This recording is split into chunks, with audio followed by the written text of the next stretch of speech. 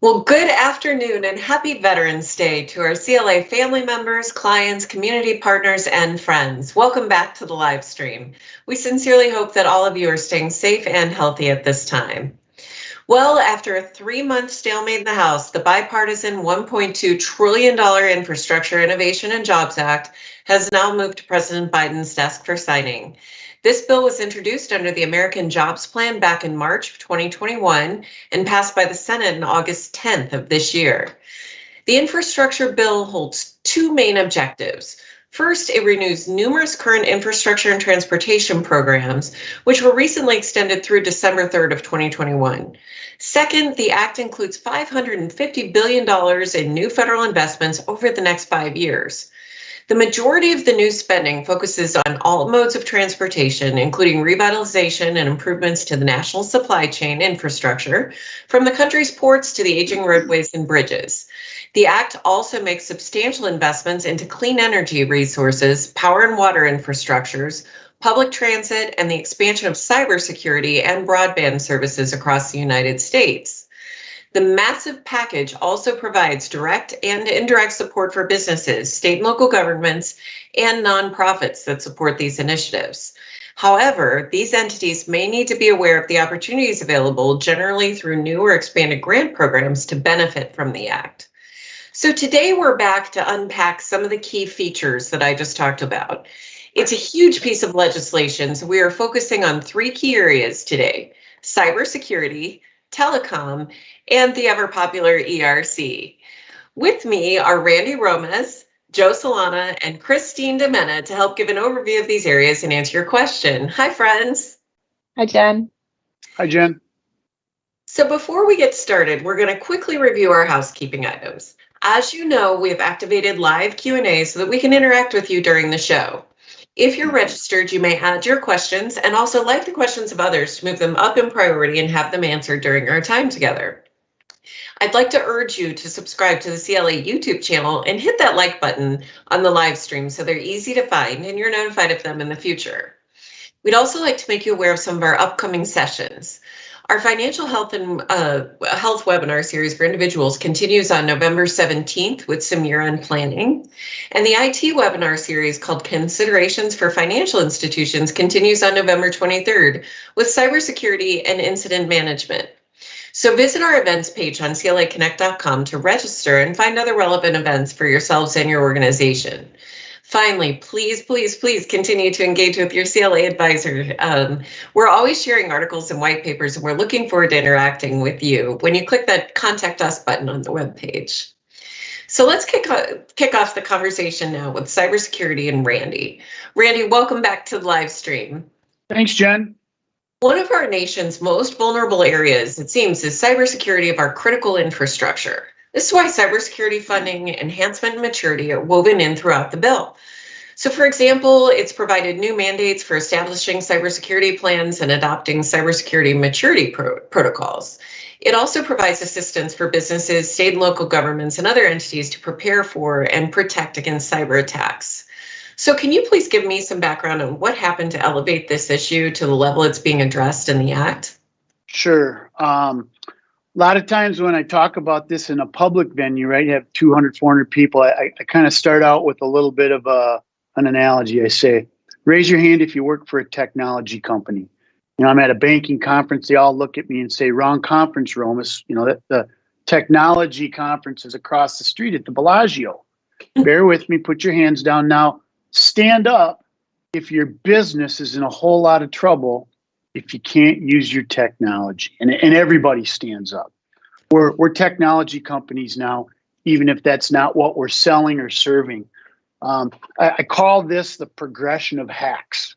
As more and more of our business and personal lives have a larger footprint in the online world, we've been living through an ongoing and an increasingly hostile cyber environment. It's driven by nation state threat actors, organized crime, and cyber criminals. They figured out how to make money at it. They figured out that there's a tremendous dependence that they can interfere with, right? They focus on things like account takeovers. If they can take over our email account, they can see everything we do. They compromise our operations, interfere with our operations. They infect our supply chain, so they can interfere, take that over. And kind of the last act of interference is the ransomware attacks, right? We've seen very large scale events. The great big SolarWinds issue about a year and a half ago, followed by the Exchange email compromise that affected everybody. We see events like the Colonial Pipeline ransomware event, where they had to shut down their operations, and the cascading effect that had on the whole East Coast on gas prices and the availability of gas, right? Those are the great big ones that make the headlines. We see a huge volume of small scale events, cities, counties, departments getting hit by ransomware. There was a very prominent news article about a Florida municipality that had their water supply management system taken over and interfered with, right? And so these progression of events, the pace is increasing, the impact is increasing. Two things preceded this bill. In May, the White House issued an executive order on improving the nation's cybersecurity, focused on federal agencies. We're going to do this. You shall do that. You need to improve this, right? And so directed at the agencies that have to drive all of this for us. It was followed shortly thereafter in June by a letter from the White House to our nation's business leaders, what we urge you to do. And it was more focused on safeguarding against ransomware. So those two precursors led to or were the precursors for the bill itself. Mm-hmm. Well, and Randy, why do you think cybersecurity is such an integral part of this act? Well, it's the raise your hand, stand up piece, right? Mm-hmm. Vulnerabilities in that infrastructure, right? The energy sector, our water supply, our communications infrastructure, and our transportation sector. Vulnerabilities there and the ability to hack those present a strategic risk to the United States, right? Mm-hmm. Everybody's dependent on all that stuff. The hostile actors, the threat actors, they've been targeting that energy sector for quite a while, and the progression is getting worse. The Colonial Pipeline is just one example, right? Even prior to the pandemic, government agencies, cities, and municipalities were increasingly under attack. You know, very high-profile events there for some very large cities, and those events are crippling. They shut down services. They shut down the ability to kind of manage and maintain everything that we need to operate our government and the businesses that rely on those. So the bill emphasizes the securing of those critical elements, securing the infrastructure, establishing guidelines for how to implement and manage in a secure way, because there are no defined standards, right? So guidelines and guidance for how to do it, how to implement it, how to manage it. It also has built within it things to ensure that the life cycle is maintained. So continuous improvement, monitoring, and testing, right? How do we keep up with the latest set of patches and vulnerabilities? There are standards for that. It also establishes the funding for all of this. So it's one thing to say, you need to do X, Y, and Z. Well, that takes time and resources. So not only funding for standards, how do you build out the standards? Not only funding for buying the equipment and the hardware, really important in my mind, there's going to be a fund to help respond to breaches and emergencies. We have a ransomware, we have a takedown. There's going to be a place you can go get money to respond to these events. So how do you recommend, once somebody gets the money, how do you recommend that the people in our audience get started with building a cybersecurity program that works and meets all of these criteria? Sure. There's a couple of key steps here, and there's a little bit of a chicken and the egg. So you can do one or the other, right? One is, I call it standards-based operations. Choose an IT and cyber operational framework, a set of standards, set of guidelines. There's a technical term follows. There's a bazillion of them. Pick one. Doesn't matter which one. They all say the same thing. They all call for the same things. They use a little bit different vocabulary and order. The two most relevant ones, for state and local government and agencies and people that got to work with them are going to be one of the many NIST standards or CMMC. CMMC is effectively going to become the framework that the government agencies use to tell those in their supply chain, you need to be in alignment with this in order to work with us.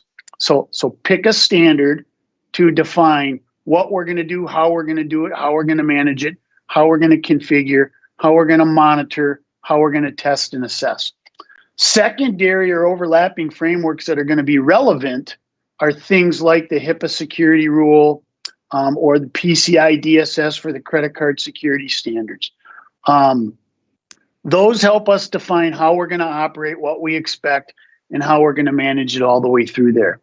The second thing to do periodically, regularly, is I'll just call it broadly risk assessment. All of those governance and compliance frameworks call for periodic risk assessment, at least annually and after major changes. So the risk assessment process is the review of, we say we're going to do all this. Are we doing it in alignment with the standard? And are we doing enough to recognize outside changes that might require these things to be tweaked or adjusted?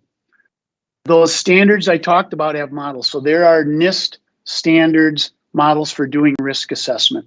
There are other tools and governance frameworks that provide tools for executing and managing. Frequently refer here to the Center for Internet Security, CIS. They have some really good tools to implement the operational security, to perform the risk assessments, and then to have a tool to monitor and report on the performance of implementing, managing the risk assessments, and giving dashboards. The last thing I'll say here is kind of tying back to the earlier statement, right? The executive order came out in May, followed by the letter to businesses, 5 things, right? Those 5 things are the basics of these other frameworks I talked about. Back up your data, and this is oversimplified. Back up your data, update and patch your systems, test your incident response plan, check your security team's work, and segment your network. Those are all in those other standards. They're built in and baked in to this infrastructure bill. When you go to implement one of these standards, those are the things that are going to be at the heart of what you need to do. Yeah, absolutely, Randy. And I really appreciate, how you're kind of keeping in mind all of the things that, as you test your plan, you need to make sure you have a plan and really just focusing on those key areas that honestly, without them, you can't get the funding otherwise, made available in the bill. So I really appreciate that. We're going to keep you around to keep answering the questions coming in through the chat and have you say more at the end, depending on how our audience votes those questions in order of priority. So I really appreciate this insight, and I know you've got a lot more coming out on this, so thanks so much. Thank you. Now, at this point, I'd love to pull in Joe to talk about some of the telecom areas and considerations in the Act. So welcome to the live stream, Joe. Thank you, Jen. Appreciate it. Let's go ahead. Oh, I was just going to say, it's really great to have you here. And I'd love it if you could kick off our discussion today with giving just an overview of what the Act is doing for telecom in this space. I'd be happy to. It's actually pretty exciting. So I thought I would start with a little bit of history for everyone that isn't a telecommunications provider that's joining us today. And the history is that we all know, as we all get our cell phone bills and home phone bills, if we still have one of those things, that there's a charge that appears on our bills, that it's called federal USF. And the federal USF fund was created to help fund programs for carriers and for also low-income citizens. So to give you some perspective, today in the fourth quarter, the charge that you would see on your bill is about 29%. And the total fund that's available this year is going to be about $8.4 to $8.5 billion. So that means that's the amount of money that's going to be available to be spent out of the fund for different programs. In contrast, the amount of money that's allocated for this through this bill for telecom, just for this bill, is $65 billion. So you can see the perspective between what's being spent today in the current funding programs to what will be spent through this plan. So the key behind this is that the broadband initiative, which is really the focus of this bill for telecommunications providers, really started to get legs during the Obama administration, and there was a test program that was initiated that carriers could participate in to bring broadband to underserved areas and also to low-income households. And that plan has been continuing to expand and has been funded through this $8.4 billion federal USF fund. So really this particular bill is geared toward expanding that program massively in a couple of different areas, actually 4 different areas. Primarily is going to be the grants. As we've talked about before, in other areas, there will be grants that are going to be issued that will be there to support infrastructure within states. And so those will be local grants that are going to be issued that states can apply for. They then in turn can turn around and provide those to underlying vendors in the state to bring infrastructure to underserved areas. There's also going to be competitive grants, and those competitive grants are aimed at equity and diversity in the digital way, meaning that we want to be sure in this bill that we are providing not just broadband services to underserved areas, but also to specific areas such as schools and libraries, hospitals, daycares, places that are traditionally not able to get broadband because of their location or because of the cost and they really can't afford it. The third area, which is really, really important and should be of interest to any carrier that's on this call today, is what's called the Middle Mile Broadband Infrastructure Fund. And what that is going to do is that's going to allocate funds to actual carriers who will put infrastructure in place in the right of ways to service everyone else. They won't be this won't be for serving individual citizens directly, but for serving other carriers, other municipalities who then would bring it to the last mile to the customer. So I think, and then finally, sorry, the broadband, the funding that's already exists today to serve underserved areas and folks who can't afford it. It's a $30 subsidy that carriers can apply for to fund broadband services that they give directly to individuals and to individual households. It also adds a really important thing that we all like to complain about in our current broadband service, which is disclaimers to exactly what is the speed and the bandwidth I'm getting, if there's throttling, all those kind of things that frustrate us when we're trying to get work done from home with our current carriers. That'll have to be disclosed fully. So it really is an exciting funding option that's actually moving the cost of this funding to all taxpayers, not just to folks on their phone bills, but to all taxpayers. And it will allow exposure for nonprofits, private industry, pretty much everyone will get a taste of what's in this bill. And not just telecom providers. There's opportunities for other folks besides telecom providers, Jen. Yeah, really interesting update, Joe. I wasn't even aware, I don't think, of all of it, especially the disclosure piece in particular, and then the spreading of the burden across all taxpayers. So thank you for that. One thing I heard you say as I was listening to you is that there's an opportunity for non-telecom. What other utilities are impacted by the act?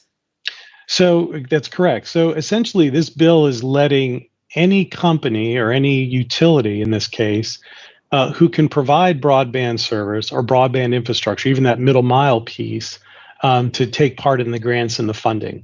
So, for example, today CLA has several clients that are local co-op utility type companies who are already dabbling in the first broadband initiative to bring broadband to underserved areas. They can now expand that. And the way it works is that essentially what you call the right of way, which if everybody knows that little easement that runs in front of their house where the utilities run, if anyone has anything in that right of way, whether it's gas, water, or electricity, they have the ability to also provide through these funds broadband service. So if you think about when they deregulated the telephone services, you suddenly had a lot of different companies who came out selling phone services. Same thing with utilities when they deregulated utilities. So this will happen now with broadband. You will have the ability for pretty much anybody that you are getting served for today to be able to provide you broadband service, your gas company, your water company, your electric company. So it's exciting from that perspective. It is exciting for sure. So what areas from this, Joe, just one last question for you is kind of what areas do you foresee people needing the most help, and how can we as advisors really lean in to help those people in those areas? It's a great question. So we've been doing this for 20 years and serving telecom companies. And one of the things that we find is the most difficult part with these types of programs is how do you apply for the funds? How do you meet the requirements of the funds? And then how do you stay compliant? Because the existing funds that are there today that are flowing out to carriers and other providers have a lot of rules behind it, specific application requirements, and then the compliance to meet the guidelines that they have in place. And I would suspect, like those programs, there's going to be a healthy audit function that's going to be established here where they're going to be looking at these carriers or these other providers. And so CLA can definitely help with not just the application and getting set up to receive these funds and apply for these grants, but also how to stay compliant over the years as it progresses. I think that's hugely beneficial. So, Joe, thank you so much for the insight. And just like Randy, we'll keep you around to keep answering questions that are coming in during the session. And I think it's really going to have a broader impact than most of us could have predicted. Now, I'd like to turn to something that's been on everybody's mind, or at least it feels like it to me, because I know I'm getting the questions, which is the employee retention credit. So welcome back, Christine. It's good to have you. Yeah, good to be back. Hey, could you start us off by just breaking the news on what is happening with the employee retention credit in general for the fourth quarter of 2021? The big news is that the employee retention credit will be terminated beginning with the fourth quarter of 2021. Entities who are planning on the ERC for Q4 2021 or have been taking the ERC proactively for Q4 2021 unfortunately have put the cart before the horse. Okay, and there's still the allowance for the credit for the recovery startup businesses in Q4, at least from what we're reading by comparing the language and everything in the act. So could you talk to me about what a recovery startup business is and what limitations would apply? Yeah, the ERC for a recovery startup business is still in play for both Q3 and Q4 of calendar 2021. That's the only type of business that is eligible to take the ERC in Q4. And remember, a recovery startup business is any employer who began carrying on any trade or business after February 15th, 2020, and their average annual gross receipts for the 3 taxable year period ending with the taxable year preceding the calendar quarter of that credit, so it's a mouthful, does not exceed $1 million. A recovery startup can claim up to a maximum of $50,000 per quarter in Q3 and Q4 of 2021 without having to meet the standard eligibility requirements of either that gross receipts reduction or a shutdown order. But if you think about it, with a maximum credit of $7,000 per employee per quarter in 2021, this $50,000 equates to less than 8 employees if they each had at least $10,000 in eligible wages. So if you have a recovery startup that has more than 7 employees and they're able to meet one of those other eligibility requirements, such as the gross receipts tests or the shutdown orders, it may be more advantageous for them to file via that route and not as a recovery startup. And that way you would not be capped at the $50,000 credit maximum per quarter. Yeah, and that makes sense. In Q3 at least, right? And then in Q4, that's really all that's available for you.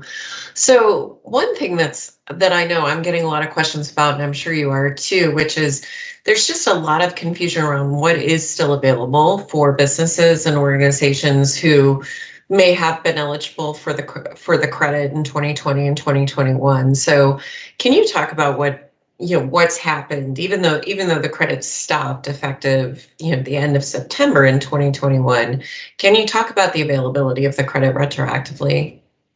Yeah, entities that meet the eligibility requirements still have 3 years from the date of your originally filed 941 to claim the credit.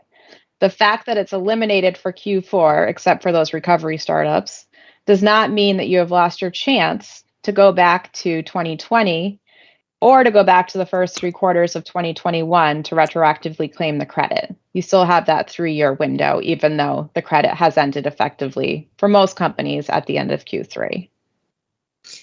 Yeah, I think that's really helpful to be aware of, especially understanding that there's 5 years for the IRS to come back and audit it. But just know that even though it's ended, right, just to say it again, you still do have the ability to take a look at eligibility and determine if you want to go back and file that 941X to claim the credit.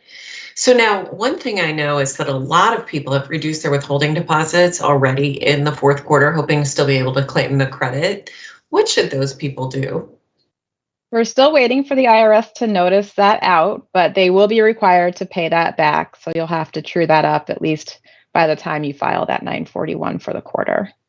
Yeah, I think that's important for people to keep in mind. So if they have done that, at some point the IRS is going to say how, but we'd expect to see a notice. And Right. Speaking of those notices, you and I have talked about this a lot offline. Can you talk about the silver lining to what happens when the IRS has to issue a procedural notice?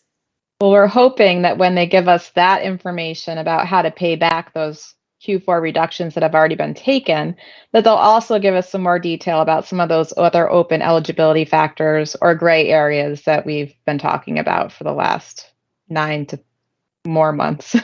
Well, I think that's super helpful. I know some other questions that have been coming in have to do with, essentially like, am I still eligible? Could you review the rules? And I don't want to spend too much time on that at this point, but just in general, do you have any reminders for us about tips related to 2020, Christine, or, maybe the partial shutdown tips?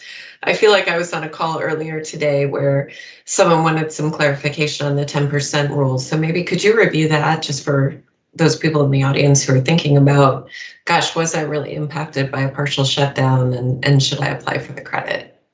Yeah, so in both 2020 and 2021, you have those 2 ways to qualify. One is the reduction in gross receipts, which is always comparing back to 2019, whether you're looking at 2020 or 2021. In 2020, you're looking for a greater than 50% reduction in any quarter compared to the same in 19 to kickstart the credit. In 2021, it's a 20% threshold. Now, if you can't meet that, the other route is the partial or full shutdown. And there is still a lot of confusion about the partial shutdown, but the IRS has provided notices that give some guidance for the partial shutdown and really how to calculate it.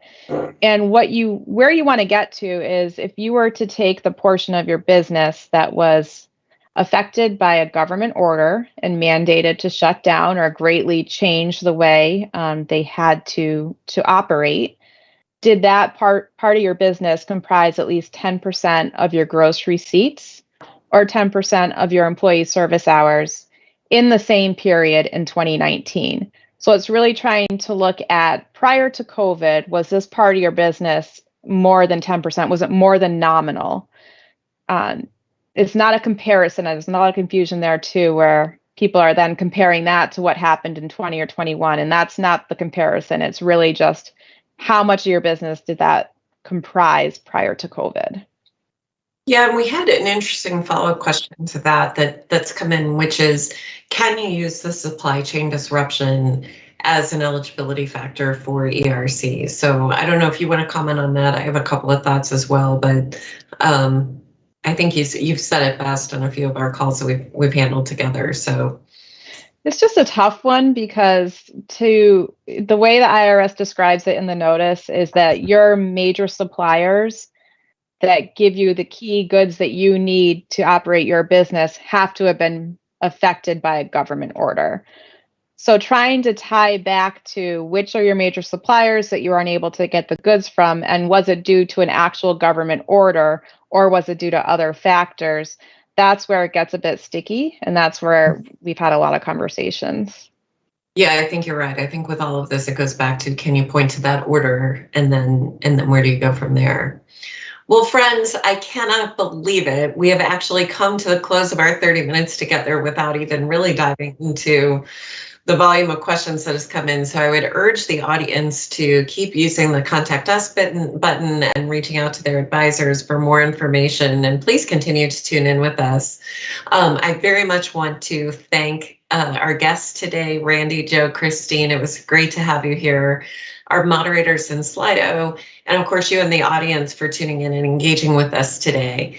We'd like to encourage you to engage in our regular programming, as well as to come back with us next week to have another great session and further unpack some of what's going on here. So we really look forward to seeing you in the coming weeks. Until then, thank you so much and have a great weekend. Thank you.